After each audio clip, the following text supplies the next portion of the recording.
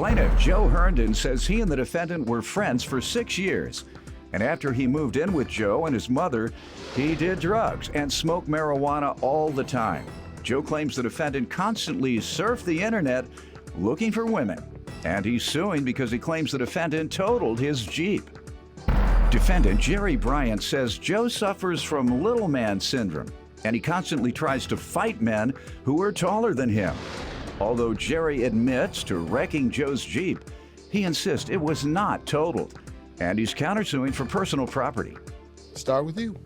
Me and Jerry have been friends for about 6 years, and in 2012 I let him move in with me and my mom here, and he used to do drugs and smoke weed all the time. And Your Honor, How long did you know him? not true.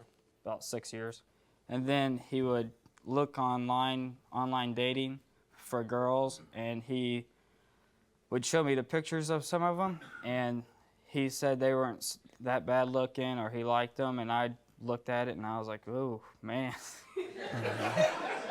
So he lied to you also? Yeah. That's your point? Okay. Pretty much. And then he went to go meet one of them, so I was like, all right, sure, we'll go meet him if you want to. And we drove by, and he's seeing her standing outside, and he told me, no, let's keep going, don't stop. And I was like, I told Another lie. Yeah. Or he defrauded you that time. Yeah. Told you he was going to do something that he didn't do. Right. And then I was like, well, no, you got to go back because you told you. Who drove? I did. He stole your gas also. I'm just trying to figure out all the things you're saying he's done. Yeah. Well, after he said, just keep going, I was like, oh, no, we ain't doing that. I'm going to take you back there. You're going to hang out for about an hour. He goes, all right. So I took him back there, and he hung out with her for an hour. Defendant Jerry Bryant was friends with the plaintiff, and he claims the plaintiff suffers from little man syndrome and is constantly trying to fight men who are bigger than him.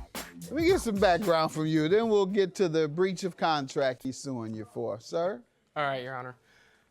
Joe Herndon, he suffers from little man syndrome, is what I call it. You know, he's Little always, man syndrome. Yes. He's pissed off at All the right, world. don't say that, sir. That's not No, nice. I'm not. I know you're not. You know, he tries to start fights with people who's way taller than him. Not true. You know, there was one fight, he was defending his best friend.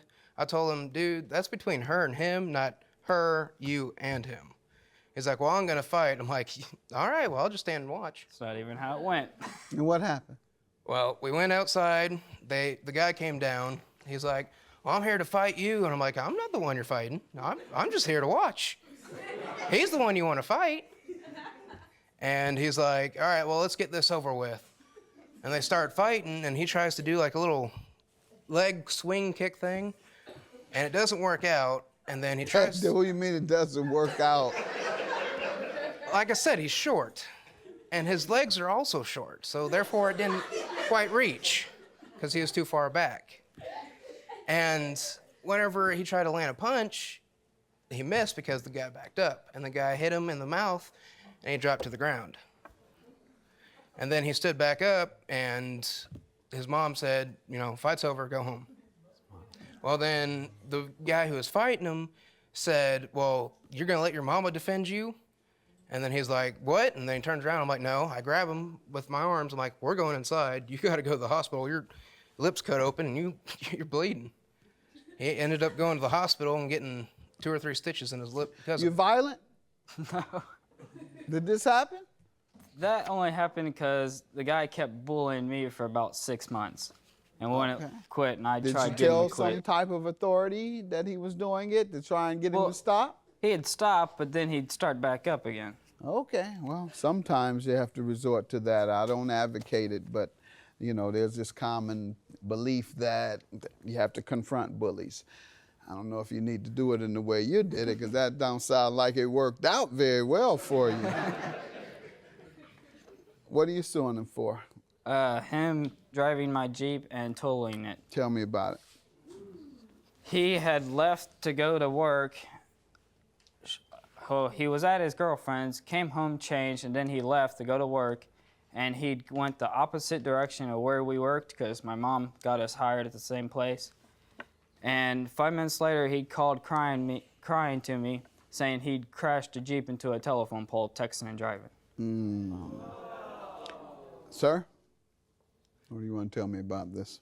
I do admit crashing into the Jeep in the pole and texting and driving. You know, he was telling me that the Jeep was totaled. Well, I got told that it wasn't. You were told that by whom? A bunch of my...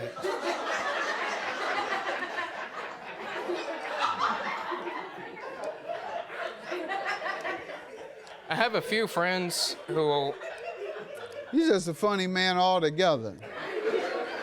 Go ahead. I have a few friends who are in auto body and auto mechanics. You know, I sent them pictures of the vehicle, I sent them pictures of the frame, and they said, no, it's not totaled. They asked, did it start and run? I'm like, yes, it started, it ran, he put it in drive. It'd move, but it wouldn't move far because it had a flat tire. All right, did those friends tell you what the damage was? Yeah.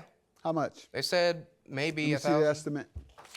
I don't have the estimate of the... You didn't have your friends write it down? No.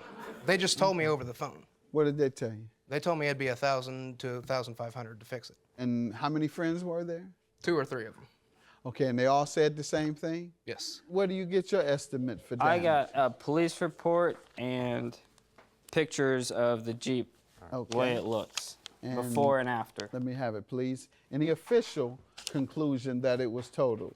Because that's his defense so far. My mom You say it was is a witness. your mom.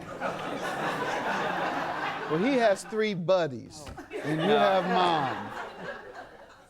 What is this showing me, sir?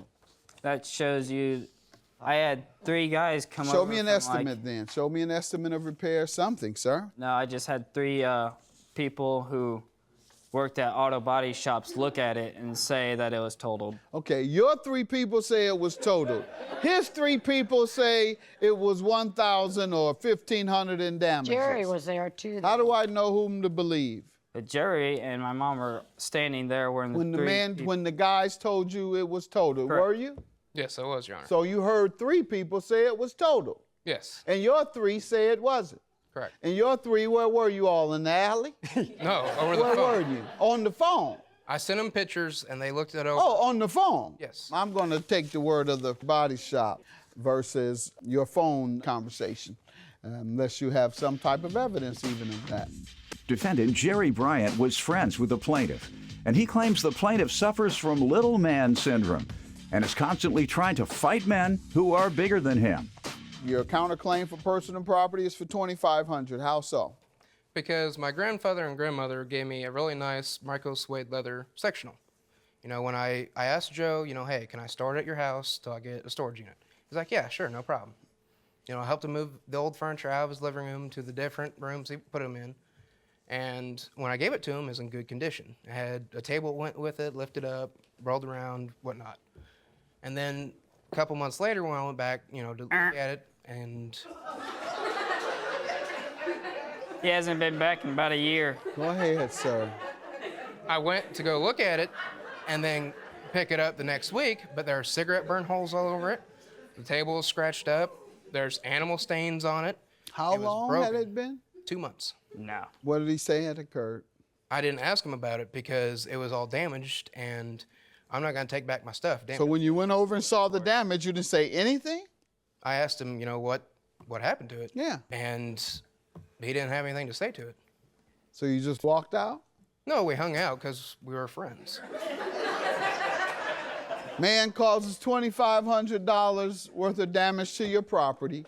You see it and you say, what happened to my property? He says, nothing, and then you go and hang out. Sir? That's not true.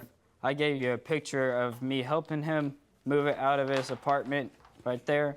And then we took a picture 2 days ago of it sitting in our living room. You have that picture? There you go. Do you have any pictures of the not. damage? Nothing. So you really have no evidence regarding anything today. I have witness statements of the couch being in good condition. And you have no evidence that he damaged the couch and the coffee table, as you say. Correct. All right, and I'm going to have to go with the evidence that I have and the testimony that sounds more reasonable. Judgment for the plaintiff, $2,127. Your counterclaim is dismissed. You have not convinced me that he damaged your property. Have a good day. Honestly, I'm just glad it's over with. Done. Me too. We've had fights before, we made up. This might be one of those deals, who knows? Just play it day by day.